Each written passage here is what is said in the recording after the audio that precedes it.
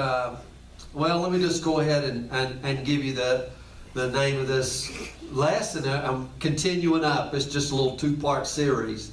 Last week, I Feel Helpless. So this is I Feel Helpless Part 2. And it's the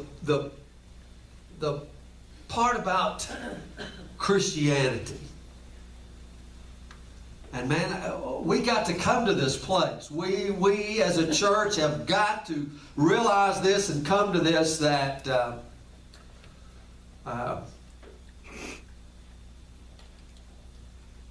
we are helpless. We feel helpless. And when I talk to you about that today, you're going to understand, I hope. And our source is going to be Psalm 56. Psalm 56, that's where we're going to be spending most of our time. And at the top of this psalm, you'll see it's I want to look at where David was when he wrote the psalm. What was going on? And it's when the Philistines seized him in Gath. And this is very important. Very, very important where he was and all the events that took place. And this is going to come from 1 Samuel 21, but don't go there just yet. But it was in that condition when David wrote this psalm. And guys, we've been looking at the condition of some of these psalms that David was in, or the person was in when they wrote them. Because I know a lot of Christian people, man, are in a place of I feel helpless. So it's good for me to go back and read when a mighty warrior King David is feeling this way. Man, what was he going through? I need to see that, because too much in Christianity today is you're super strong, you can handle anything, and God forbid you go to church with a broken heart, busted up and beat down. Kicked in the teeth, kicked in the stomach, backstabbed, taken advantage of, lost everything. We got to put on our little Christian face, because, if we don't, or somebody might think I'm a bad Christian, Or the first thing that comes to mind is, I wonder what sin they committed to be going through it. Because obviously God is love, and there's no way that you would have a bad day in this life. Well, get real. I love what Beth Moore said sometimes. She's talking about being in the pit. She says, sometimes you throw yourself in the pit. Because other times, people throw you in the pit. Look at Joseph. Who threw Joseph in the pit? Joseph didn't make no mistakes. Sometimes you get thrown in the pit. There you are. I want to see what's going on here. And because they're written. Paul told us these scriptures are written for our learning. So I can learn something here about Psalm 56. We go on this little journey. Let me read you a little bit of it. Be merciful unto me, O God, for man would swallow me up. He fighting daily, oppresseth me all day long. That's all he is. He's oppressing me all day, every moment. Mine enemies would daily swallow me up, for they be many that fight against me. O thou Most High, what time I am afraid, I will trust in thee. In God I will praise His word. In God I have put my trust. I will not fear what flesh can do unto me. This is probably one of the lowest points in David's life. I know he had to deal with Absalom. I know he got kicked out of Jerusalem. But this is probably one of the lowest points in David's life. And in Scripture, guys, we know more about David than probably any other character in the Bible. Not only what he did, but where his mind was, where his heart was, because he wrote the Psalms. So David's going through this. There's a song about it. And just as you was up here singing and celebrating a minute ago, man, a song, music, really... when you got emotions and then music comes in there, you can really get, an amplification of what's going on. These are songs. These are songs that David was singing, At this particular one, this was the B.B. King version. See, he had the blues. I mean, some of them are joy and celebration. Some of them are love. And this one here, it's muddy waters.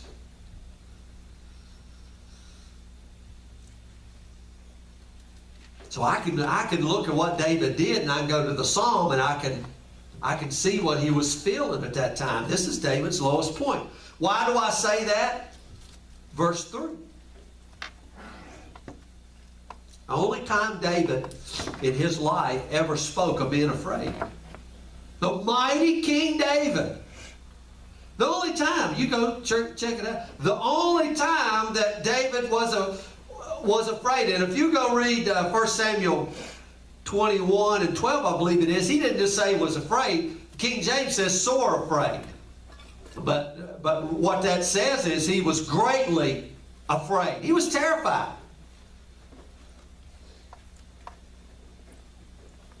Greatly, sorely afraid. I mean, standing there before King Achish, king of Gad. So it was when David had hit rock bottom, at his lowest point, he writes Psalm 56. And it also, at the same time, it also became his highest point because he was never afraid again. Now, how would you like to go through life and not be afraid? Because I'm going to tell you what, if I go read Hebrews, I understand that fear is what keeps a person in bondage, because Christ destroyed him. They live all their lifetime in fear. They live all their lifetime in fear. And isn't that what we do? Live all of our lifetime in fear? You think Jesus, here we go. Jesus says, you'll know the truth. The truth will make you free. And we think, if I get the right doctrines, then I'll be free. What's kept us in bondage? Fear. I mean, we can become afraid of everything. I mean, we really can. I don't know if you guys do this, but I can make up stuff to be afraid of. I mean, I can. If I'm not afraid, then I can just make up something and I'm afraid of it, because I have this little thing going on between my ears that gets out of control. It's called an imagination. And all of a sudden, I'm predicting the future. I'm a great soothsayer. And everything that happens in the future is going to be terrible and bad and ugly. And the world's going to crash and blow up, and aliens and bankruptcy and, I go down that road, and it don't take me no time to go down that road. I got a fast train on that road. Sometimes you just got to say, stop! Because then I'm just giving you the funny version, but it can go into panic. Look, do you know the only time frame that you can live in is now? You can't get outside of now. So whatever happened in the past is over with. But whatever happened in the future is never going to happen. You're only in the now. Now is faith. Now is the kingdom of it. You see, it's now. But anyway, we got to look at this psalm here. Lowest point to highest point. So how did David get into this situation? His lowest point, rock bottom, to write this song. Well, just a little back history. David had a little bit of trouble with his father-in-law. Y'all know who his father-in-law was? King Saul. Remember, because after David killed Goliath, King Saul gave him his daughter. Man, that was part of the prize money. So now Saul is David's daddy-in-law.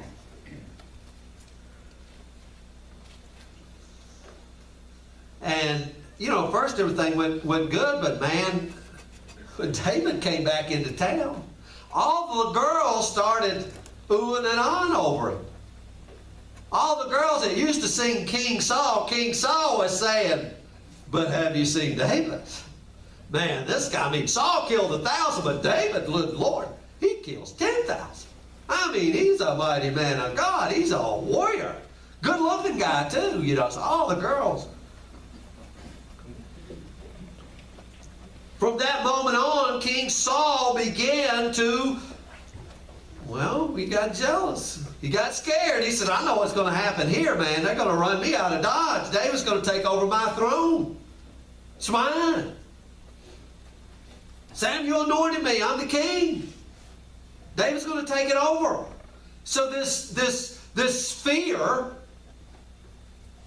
that David was going to take something that belonged to him turned to jealousy, and this jealousy turned to rage, and he began to hunt David down like a dog.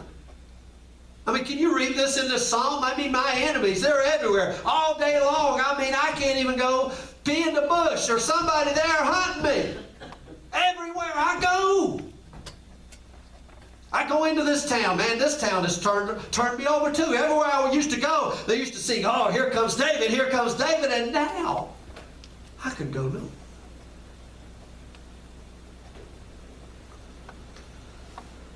Oh, he pursues David like a fugitive, you know. Think of that Merle Haggard song, The Lonesome Fugitive. Not only is King Saul after him, but remember, it's King Saul. King Saul runs the military. So he's got all the military people after David, right? I mean, everywhere, every magistrate, everything, he's got them all after him. Everyone David trusted in, they've all betrayed him to Saul. So now David has run out of people he can trust. Isn't it amazing how God will bring you into this place where you can't trust no one, that everyone is out against you? Now, wait a minute. God, I didn't think you did that. I thought you kept me surrounded in tulips and lollipops.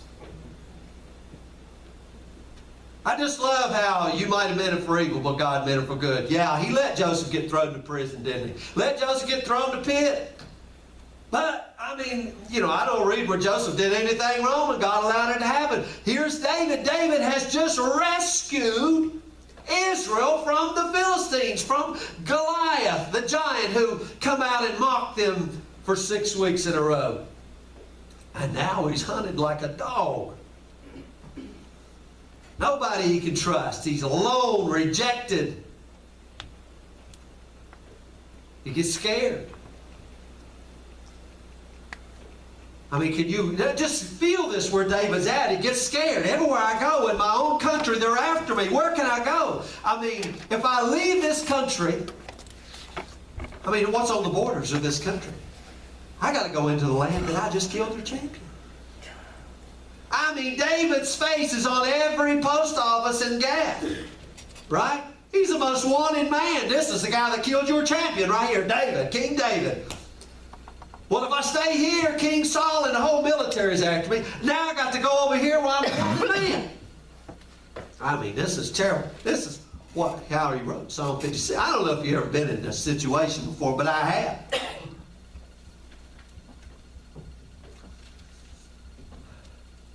If you read 1 Samuel, when I read these scriptures sometimes I like it because I think, what a stupid thing to do. Because I've done some stupid things, Kathy. I don't know if you ever have. But I got a long list of stupidity that follows me.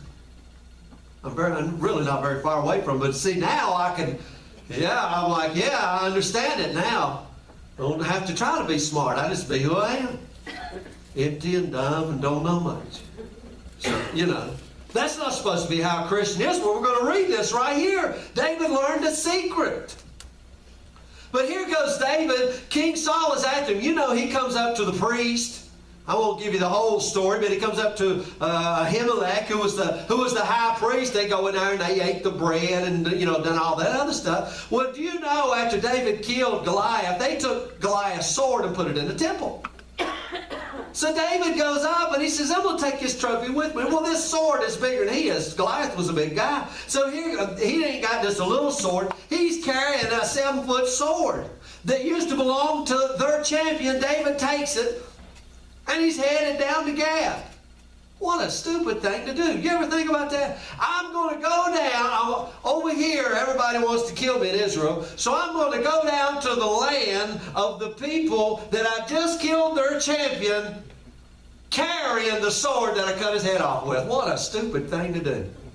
I love reading those things because, my God, I have done some mighty stupid things. And then what do? You wake up and you are sorely afraid. And then you begin to think, if only. Right? We got any if only? Oh, yeah. I mean, David is caught in his own web. Caught in his own web. I mean, did you ever read that? I mean, this is the point where David makes spittle come down his face. And let me just read a little bit. In 1 Samuel 21, to start verse 10. David arose, fled that day for fear of Saul, went to Achish, king of Gath. The servants of Achish said, there he is. There's David. That's the guy. Go in there unknown. All the servants says, there he is. Here he comes. And look what he's got. He's got the sword of Goliath. Can you realize David right up in there thinking, uh-oh, I may have just messed up. Now he's surrounded. What are you going to do?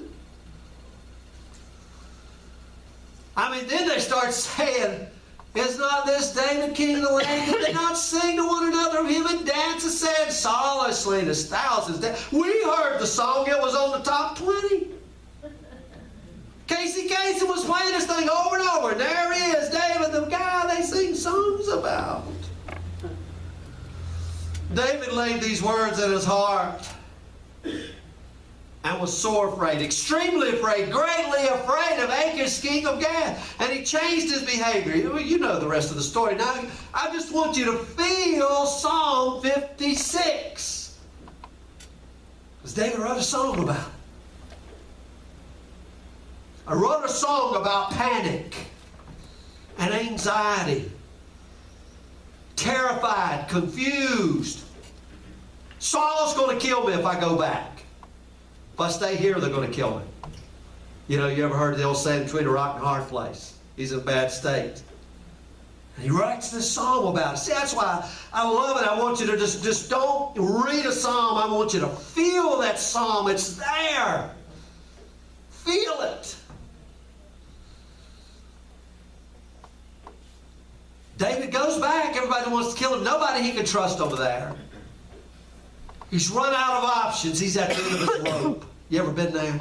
He's bankrupt. You know, all before, I know how to fix this. I can get by with this. I can do this. I can handle this. I'll fix it. Here's what I'll do here. And God's just saying, oh, yeah, go ahead, David. Yeah, go ahead. Now he's out of options at the end of the rope. What are you going to do now? He's bankrupt. From that state of being bankrupt, he wrote Psalm 56. You know, that's what bankruptcy is. You got no more options. There you are. You just, write it off.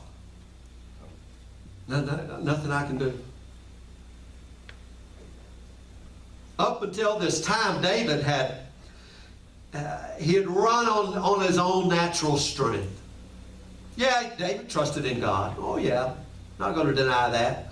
But he had a nice mix. God's strength and my strength.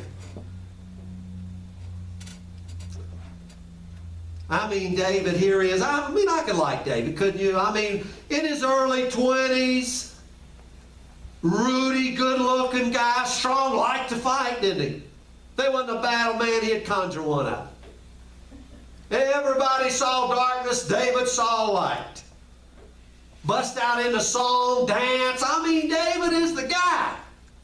I mean, I just want you to get this. He trusted in God. He's never been where he has in Psalm 56. He's young, and you know how it is when you're in your 20s. That was like 8 years ago for me. Really. David's always full of enthusiasm. You with me, right? Enthusiasm. Got incredible energy. He's alive. I mean, let a bear come down and try to get my flock and I'll fight the bear. Let a lion come down, I'll fight the lion. I mean, I'm David. Daggone giant, who is this uncircumcised Philistine? I mean, come on. Bunch of scaredy cats. All I got's a slingshot. That's his David, right? But now he is sore afraid. David has never been scared of anything in his life, yet now, bankrupt.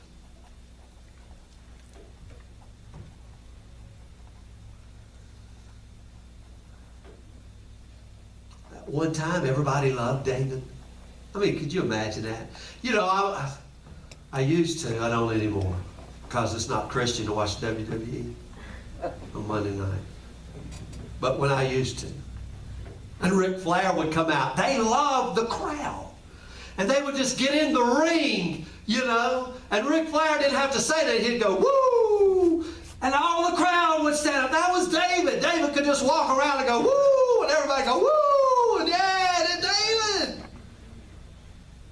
Didn't have to do anything. This is just the charisma of this guy. He was a born leader. He was magnetic. But that was all his natural strength. And add to that David had come to know God. He understood he could call upon God at any time, in any circumstance, you know. This guy could just take over Israel with his charisma. This is what Saul was afraid of, wasn't it? I mean, David knew if I'm fighting the bear and the bear's getting the upper hand, I can call on God. I'm going to attack the bear in my own strength here, and then, you know, God's going to help me. Don't we have a lot of Christians that want God's help? And that's okay. You haven't been to Psalm 56 yet. I mean, there's a lot of people that way. They really got it together. The Christian life is really good. They really do pray. It's no wonder they laugh at life. They don't understand this. I mean, have you ever heard people like that? You know, you're really going through it. And you're up against it, and you're bankrupt and broke and down and depressed. And the people are like, what are you so depressed for? You know, and then they give you a scripture. Oh, God, I hate that, don't you? Give me a stinking scripture, man. I feel like I just have a teeth kicked in, and you're going, well, the Bible says.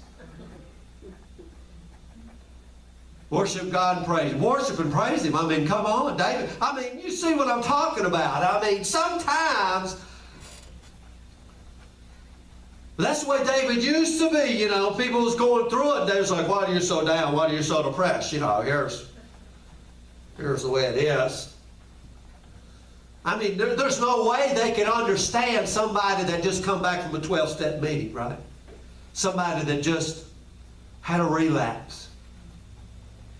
Went back to drinking after 6 months sober. Messed everything up, blacked out. Somebody that just snorted another line of cocaine knowing that they took their last money to their kids' lunch money. They can't understand why they do it. And they're like, why do you do that? Why don't you just quote a scripture? I mean, be strong like me. Right?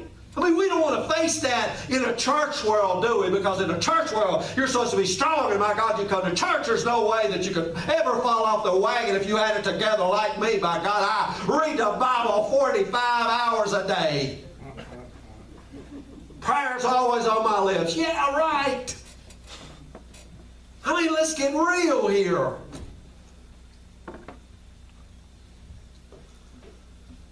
Do you understand David a little better?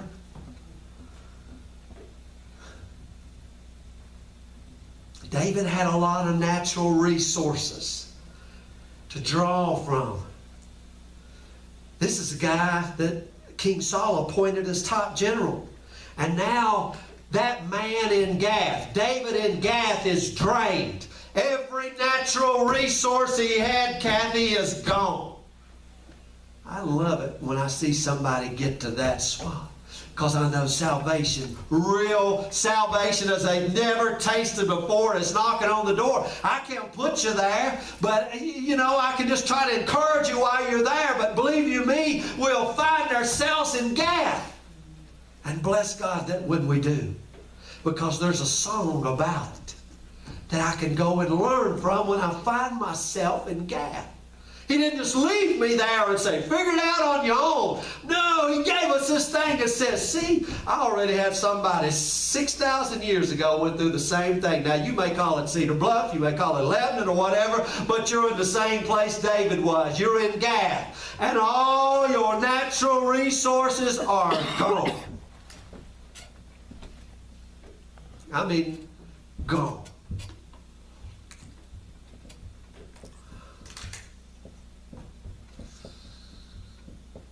So here's David standing before King Achish, stomach in knots. You ever have your stomach in knots? Cold sweat, sorely afraid. David's never been here before. David doesn't have a track record of fear. See, me, I got a track record. Believe you me, I got a track record. I'm like, oh yeah, I've been here before. Broke? I know how to be broke with the best of them. I mean, I'd have to bum 2 nickels to rub together, you know. Lost everything. I know. I got a track. But there was a time when I didn't. And then when you're in there, I don't have a past history to go by. Oh, I've been here before. David is on new ground, sorely afraid. But because of that, because David is sorely afraid, David's on new ground, he's going to discover a new level of trust. This is a great thing. Not only that, he's going to learn to never be afraid again. And not because of his natural strength. Where's David's natural strength? It's gone. It's over. He's empty. It's bankrupt. David and his great choices done that. I mean, God wasn't taking it away from him, but he'll just let you go on it because that well will run dry. You know it. But he wants to bring you to a well of living water that never runs dry, that springs up and flows out of your belly, that the whole world can drink from.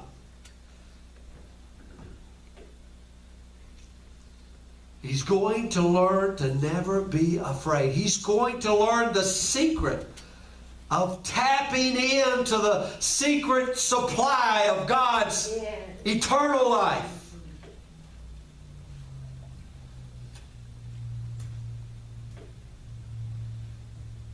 I mean, this was a crucial time in David's life. In the midst of a panic attack, anxiety attack, he discovers this secret, and it's faith. It's a faith that's listed here, but I got to talk to you about this thing before, because I know what we'll do with this in Christianity. But before we go down that road, I mean, I want to say, do you know this atmosphere that Psalm 56 is now? Because that happens in our life, in our workplace, in our family, when everything is hostile, when nothing, you know, I've been right there. And then on top of that, we compound it by making stupid decisions. We make it worse by opening our own mouth. We tighten the noose around our own neck. We find ourselves in Gath. Cold sweat, into the rope, can't go back, can't go forward. We sit in our beds in Gath and say, man, if only I hadn't done that. If only this hadn't happened. What if this wouldn't have happened? You know, I mean, you ever do that? So what is the secret David discovers? And it's the beginning of the secret that would lead to him living from God's strength.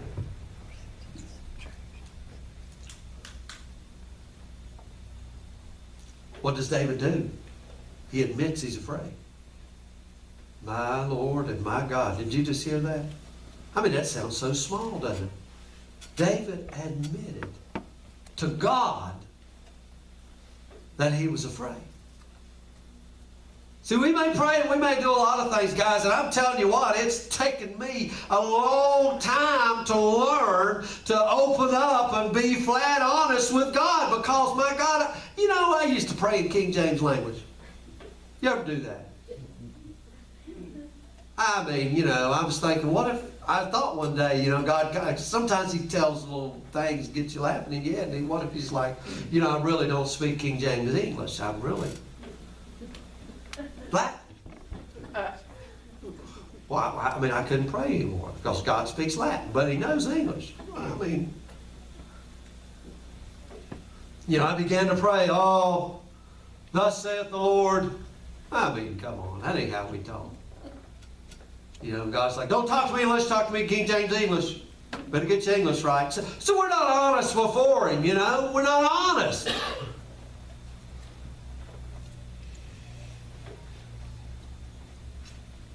Even David admits he's full of fear. So I got to ask you the question, what is fear? I mean, we got to know, don't we? What is fear? David admitted it. What is it? We define it as, we define it in terms of what happens to us as an emotion. I feel afraid, right? I feel afraid. But David was a Hebrew, okay? He wrote in the Hebrew language. Hebrews had everything was picture language with them. But fear has another meaning. Or let me give you the meaning to a Hebrew. Here's what it means. It means you are acutely aware of the presence of a person or a spirit who has great power. Did you get that? You are acutely aware of a person or a spirit who has great power. Such great power that they inspire me with a sense of awe and dread. They give me butterflies in my stomach, and they cause me to honor them. Now that just sounds like, but guys, there's a rage going on right now about the flu. A great power. Get your flu shot. Do this. Don't wipe off. Don't touch this. You know. I've heard people tell me about communion. My God, y'all can't do communion. Y'all will get the flu and get sick because it's raging. And see, we give it fear. And so we honor it, don't we? I'm scared of the flu, so I will give it honor because I see it. It can kill me. So I need to take precautions. I need to do all of this. Right? You see? That's fear. And fear governs us, right? Because I'm acutely aware of the epidemic of the flu or whatever it is that's going around. I'm acutely aware of it, so I'm going to give it all. I'm going to take precautions. I'm going to do whatever that I can do. I give them respect. I'm ready to do whatever they tell me, right? Whatever they tell me to do, I'm going to go do it. So, put that on hold just a second. David's looking back at Saul and Saul's obsession to kill him. And as he looks at Saul, Saul is very big. Saul fills the entire horizon for David. If I go over here, the horizon is I'm going to be murdered. Right? So Saul becomes the object of his fear. The object of his awe, the object of his respect, the object of David giving honor to, because there's no way that I can go back over here. Saul is too big. You see what I mean? Saul is too big.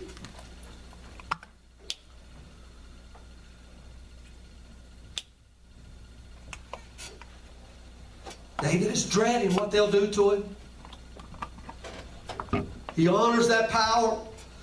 So David has gone into Gath. He's given reverence to Saul. Then he looks at King Achish, king of Gath. He's got power too. He's got warriors, and I mean, they're warriors by nature. The Philistines were warriors by nature. And I'm here in the middle of you people, and I'm in all of them. I am sore afraid. I dread you too. I honor you. I'm not going to mess with you guys either. You got more strength than me. You guys don't want me here either. So now you get an idea of this fear, and people living their life of fear. What are they going to say? What are they going to do? How's this going to happen? Oh, they're going to, and we just go on and on and on in fear. So we're just like a pinball in life, and everything is fear. Fear, fear. Jesus said, the truth will make you free. David come to this truth and said, God, I'm afraid. I'm scared. I don't know what to do. And on top of that, I've blown it. I've messed up over and over and over again. Here I am.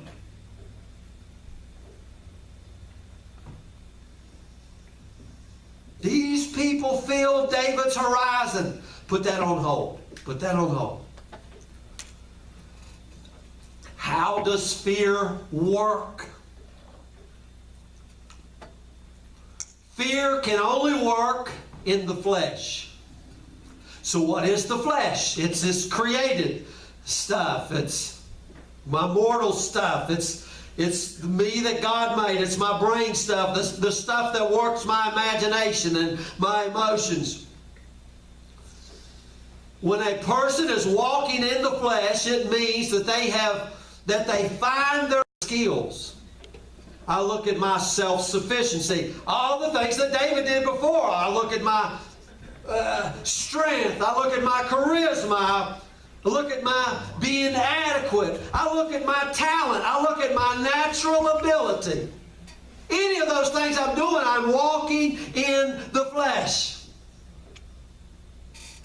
And then it expresses itself in pride by saying, I can handle this. And Lord, have mercy. I have been brought. And I know now. Every time I think, well, this is a small one. I can handle this one. Now I'm more acutely aware. Don't even go down that road, because it'll be a path that'll lead me right into a brick wall that says, are you still handling it? You still got it? Oh, yeah, this one was easy, wasn't it? Then he brings you to that other one. Flesh is the man who believes and pursues the idea that God can find his identity in himself apart from God, independent from God. I mean, that's the lie. Satan said, declare your independence from God, and you'll be God. You'll find the ability to do and to become on your own. You can handle it. Man believed the lie. So he goes to the well of himself to draw from, and he finds nothing. And then when he finds nothing, what happens? He feels ashamed. Do you realize how many Christians live in shame? Because the lie says, Denise, you should be able to handle that one. And you couldn't? Come on. And then you feel ashamed. I mean, this is what we do. Marriage, I couldn't keep a marriage together. What? And you're a Christian? You didn't read all the marriage scriptures, and your marriage went down, and you got divorced. You're a terrible Christian. So you live in shame. Can't tell anybody, right? I mean, this is what we do. Can't tell anybody. Guess what? God will blow my paycheck again. Should have paid my bills. I didn't. I bought pizza in a UFC fight. I spent all my money. What a stupid thing, God. Here's what I used to say. God, if you'll get me out of this, promise. Y'all laughing because y'all did it too, didn't you? Promise I'll never do it again. And then, so what happens when you do it again? You feel worse. And then you don't even go back to God, right? Because now I got to go face up to Him that I've done told Him 14 times I wouldn't do this again. Here I am again with the same thing. Surely His mercy is going to run out. Surely it's not. I can't. Listen. Well, just stay with me. When a person tries to be perfect and fails, they feel ashamed because the lie says you should be perfect. The lie says you'll be God. God is perfect. So the lie says you should be able to handle it. You should be able to do it all. You're the greatest thing since sliced bread. You should be able to do it. I mean, come on. I mean, isn't that what Revelation was? They accused the brethren day and night. Accuse him of what? Look, he's no good. He didn't do it. See, we're thinking law. Well, and see, our Christianity says, well, you know what? I heard somebody say the other day, oh, I've never tasted wine in my life. And by gosh, I'm not about to start now. I'm too holy for that. My God, I'm not like them stinking Gentiles over there. You drunk at a communion service? No, I've never touched it. What would happen if somebody held them down and poured it down their throat? You see, I mean, so now I'm a God. And I'm not like you other ones. So my flesh has this compulsion. I'm driven to be perfect. I'm driven to be self-sufficient. We are.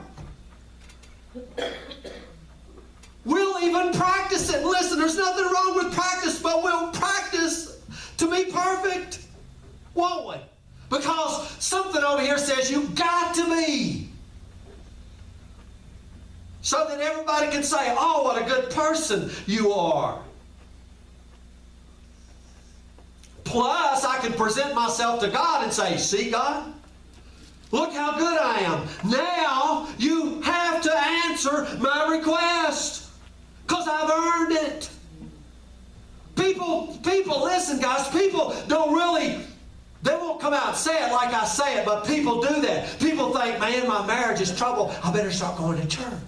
Why? Because, look, God, see, I started going to church again. Now fix it. Listen, guys, I know I was married to somebody, and when I started praying, all my prayer was, fix her. She's a mess.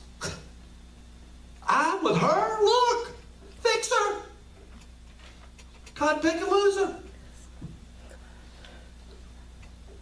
Finally, when the real light comes on, you know, you're just on your face.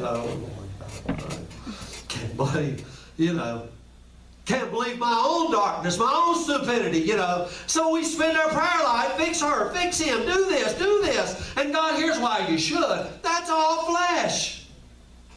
It's all flesh. David discovered the secret.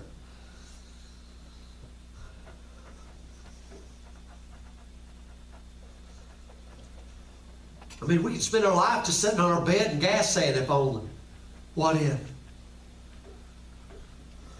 If the Philistines weren't in the way, I'd be perfect. If she wasn't in my life, I'd be great.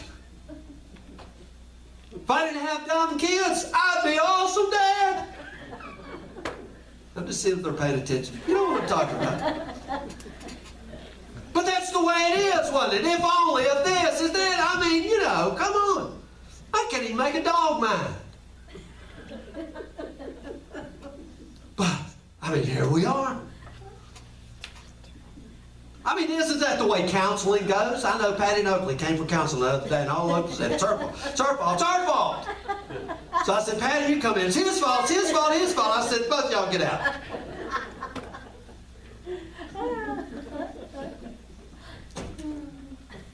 Nobody can just come and say, I have sinned.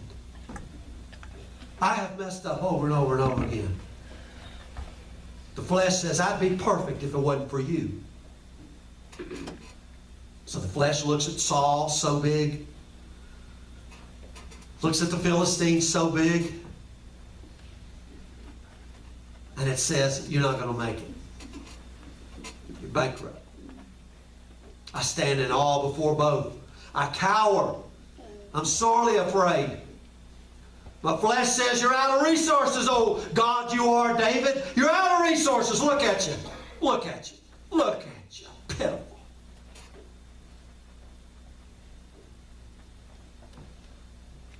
By the way, you can't let God know you're afraid because you're supposed to be God. No way you should be out of resources. If you'd have made these right choices, you wouldn't be here, David.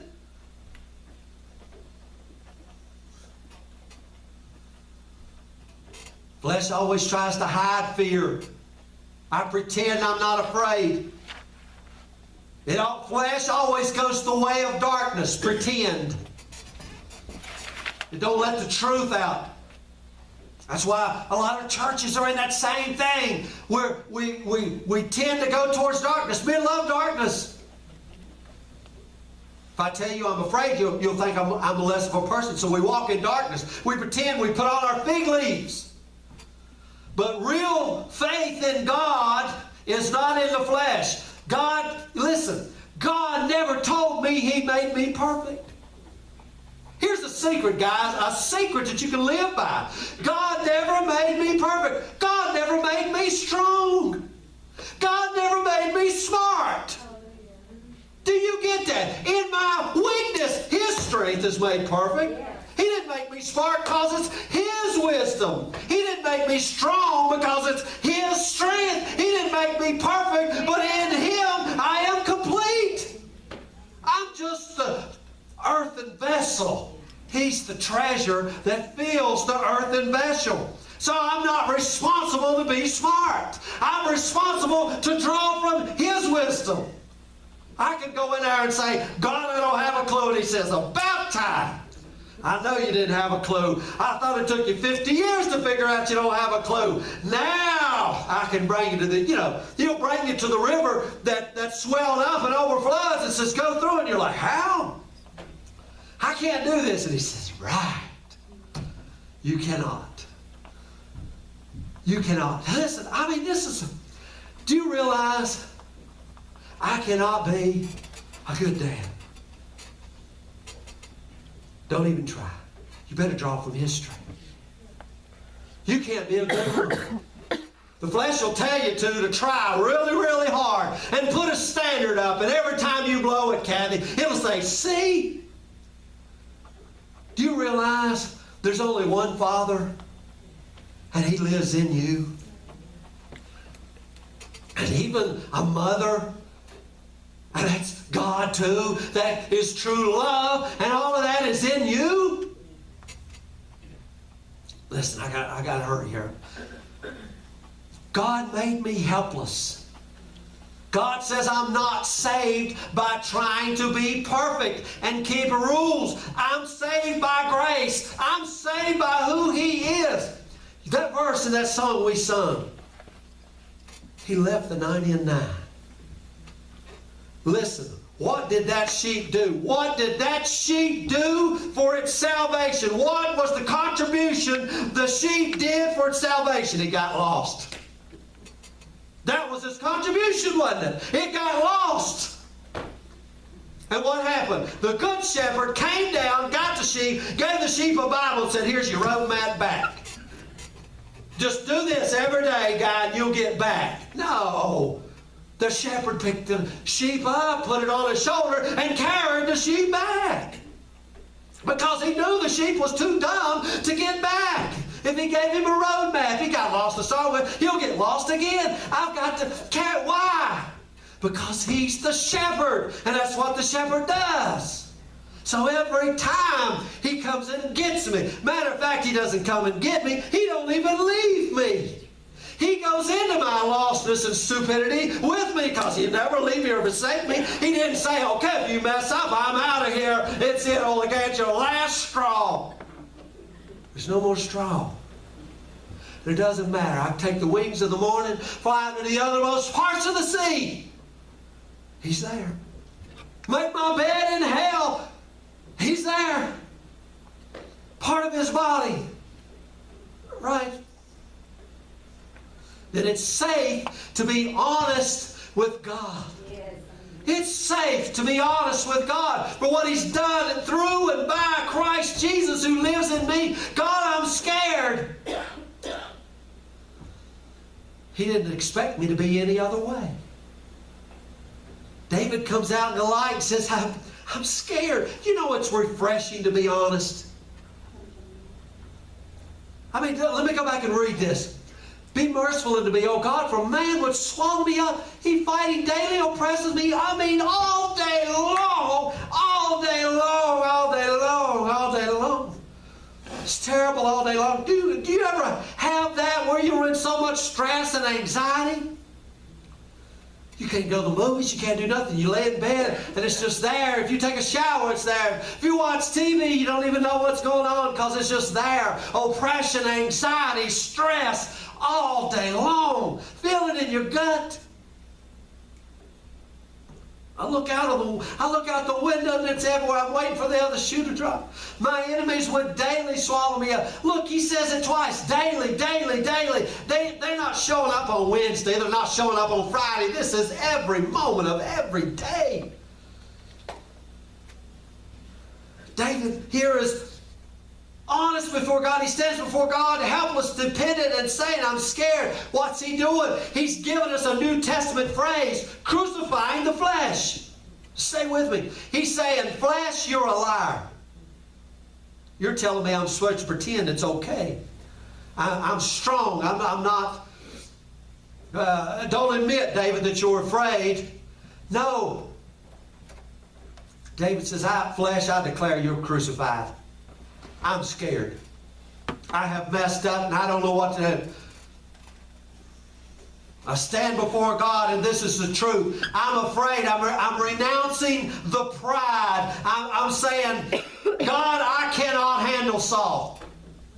God, I cannot handle King Achish. God, I cannot handle any of this.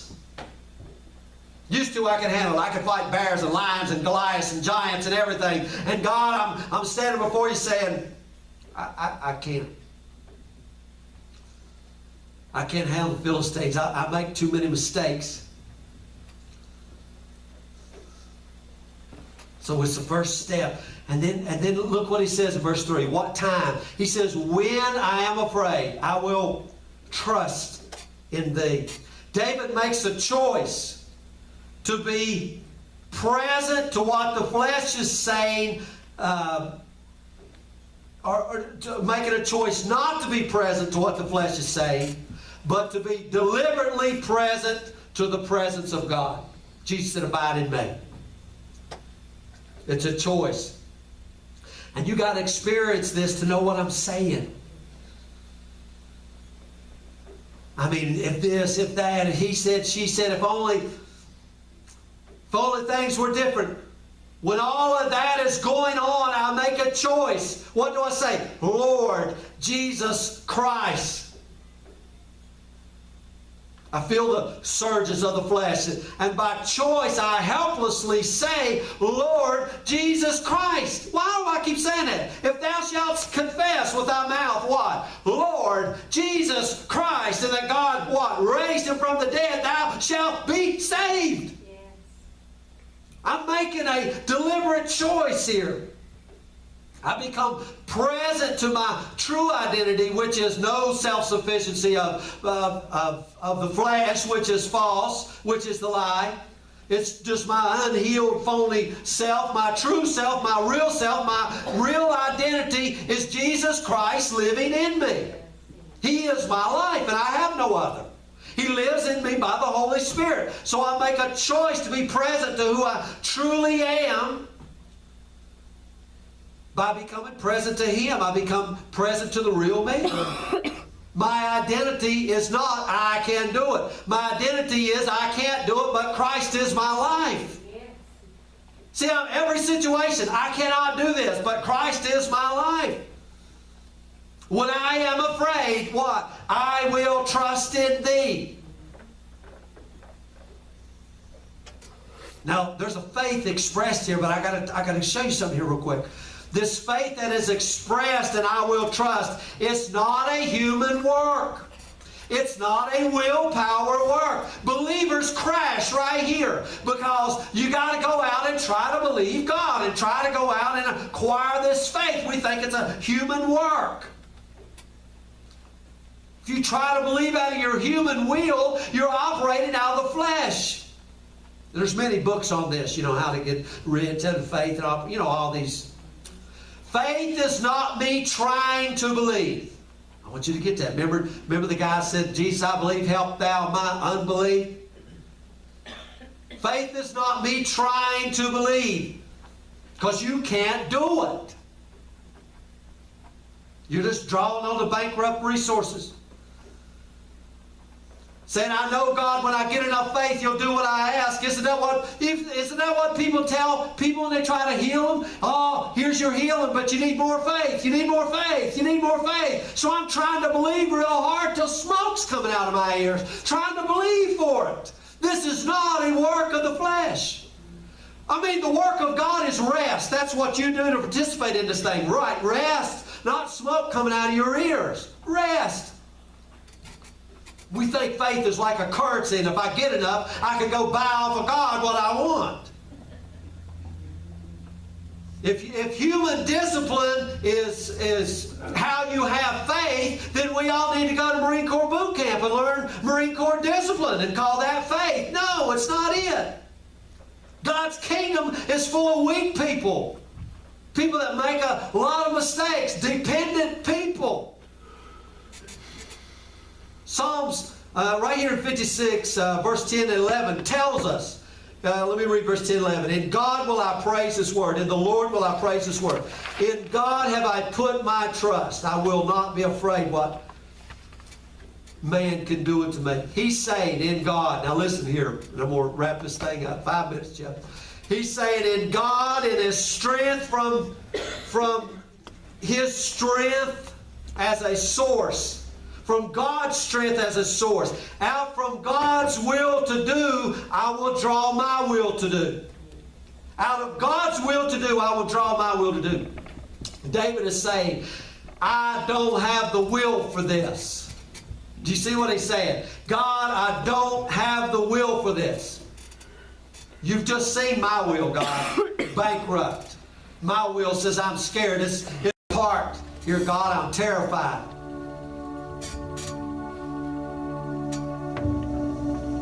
So he's trusted in God's will to do, in God's faith in God, in His strength, from His strength.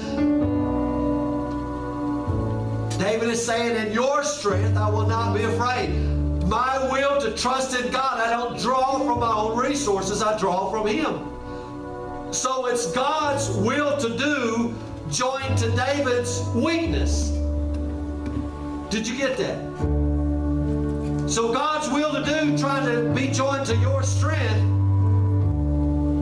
you just cut God's off. So it's really, in fact, the weaker, the better. Because anything that you have to go with in your own strength, we're back to the God thing again. He says, I made you to draw all from me. We actually participate in God's will to do God's will. We partake. You're a people in whom Christ lives, meaning in whom the very will of God lives. The will of God lives in you. It's not two wheels. You remember Ephesians 3:16 when he says, strengthen with all might in the inner man. The inner man is the will. God's own strength and power enters into your will, fortifies it. It's no longer your will, it's Christ's will in you. So my will can ask God out of my weakness for His will for what I cannot will by myself. That's why He says, it's God which does what? Worketh in you, both to will and to do of His good pleasure.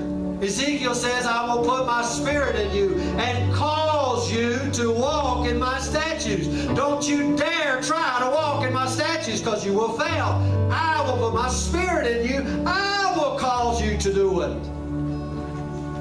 God planned it that way. I'm the weakness. I'm the container of His strength. Therefore, my weakness is a continual vehicle for the glory of God. My weakness is a vehicle for the glory of God. Now see, guys, that's why the wisdom of this world will never get it. Because I'm thinking, I got to be strong. No. My contribution is weakness. I'm going to finish up right here. Here's a verse that we preach at every funeral. Verse 8. Thou tellest my wanderings.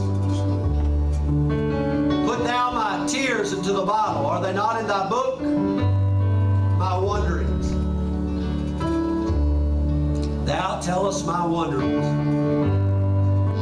David is saying, because remember, this is David that wrote this psalm. David is saying, there's not a thing that's happened, God, that you don't know. You know every footstep I treaded. I ran from Saul. I hid in caves. I hid in bushes. Everyone was after me. God, you know my wanderings. God, you know every mistake, every step, everywhere I went. You know my wanderings. They're wrote there in your book. Every step. Not only is every step known by God, every step is felt by God. Let me just give you this little quick note. When it says Jesus is the head of the body, it means He's the brain. The brain feels all the pain in the body. The brain is invisible, right? But it's there. So when you get a pain right here in your arm, it registers in the head. Jesus is the head. So Jesus not only knows your wanderings, He feels your pain. He's not separate over there saying, oh, Cindy, you can get through this. He feels every knot in your stomach, every anxiety candy you go through. He feels it. He knows it. He's there. He has compassion and mercy and sympathy. He's not a God that cannot be touched. He knows.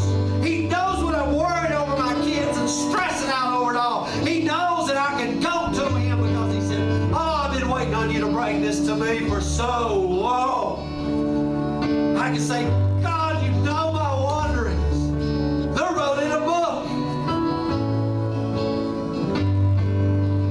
Then He says something. Look what He says. Put my tears into your bottle. David, listen, this is a man writing this, right? Men ain't supposed to cry, but rains are tough. We never cry. Went to my papa's funeral, never shed a tear. We can't cry in public. But David is a man that has shed tears every step of the way. And he says, God, will you take these tears and put in your bottle? Something real interesting about this bottle you might not have known, but it's not just a bottle. It's a wine-making bottle. You can look it up in Hebrew. It's a bottle to make wine in. Not just a little bottle.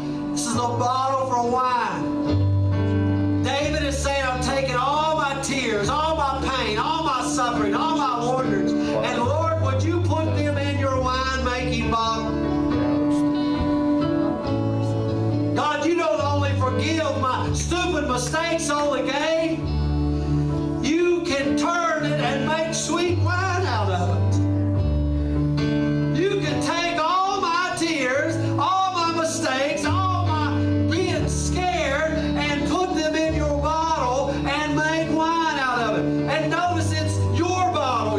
Because if you put them in my bottle, it's going to go in there and it's going to get bacteria and poison. And when I try to serve it up, all it's going to do is bring poison to you and kill you. But when my tears go in God's bottle and He serves it up, oh, it makes the face shine. It brings joy to the heart. Now, it takes a long time to make wine. Do you know this thing I'm telling you today, Kathy, come from my wine cellar? 2002 was a good year. I had a lot of tears in 2002. 94, I cried my eyes out. I got some wine down on the shelf that says 2002. Only thing I contributed, Kathy, was the tears. Then put in God's bottle. Now I can bring them out, Holy Day. I can bring them out and I can serve them on the table that is prepared, where? In the presence of mine enemies. Because they're all around me, ain't they?